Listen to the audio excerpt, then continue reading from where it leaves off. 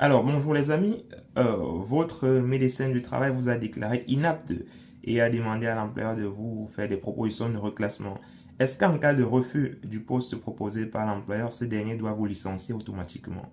Alors, voilà une question qui est revenue cette semaine dans le cadre d'une jurisprudence sur laquelle je vais essayer d'apporter des éléments de réponse. Mais avant, les amis, je vous invite comme toujours à commenter, à partager et surtout à vous abonner pour ne rien manquer de tout ce que nous faisons ici autour de la création de contenu sur le droit du travail.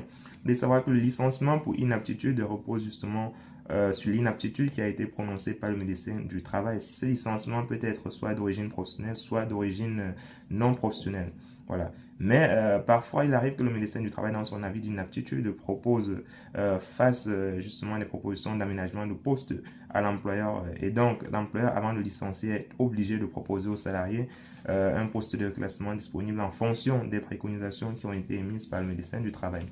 Alors, que se passe-t-il si, malgré les préconisations du médecin du travail, vous, en tant que salarié, vous refusez le poste qui vous a été proposé par l'employeur?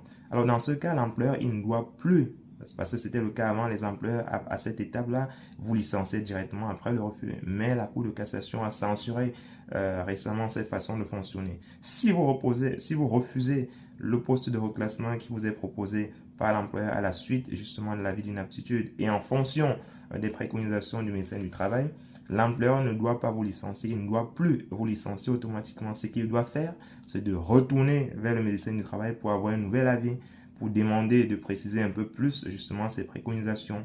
Et ce n'est qu'après avoir fait voilà, cette démarche-là et après avoir reçu de manière expresse une réponse du médecin du travail qu'il pourra vous licencier éventuellement si le licenciement se fait nécessaire. Voilà. Donc, si ce n'est plus le cas, si vous êtes dans cette situation-là et que votre employeur vous licencie immédiatement, vous avez la possibilité, les amis, en fonction de la jurisprudence de la Cour de cassation, de contester ce type de licenciement. Voilà. J'espère que c'est clair pour vous, les amis. N'hésitez pas, comme toujours, à commenter, à partager et surtout à vous abonner à notre chaîne pour ne rien manquer de tout ce que nous faisons ici autour de la création du travail, autour de la création de contenu sur le droit du travail français. On est ensemble et portez-vous bien.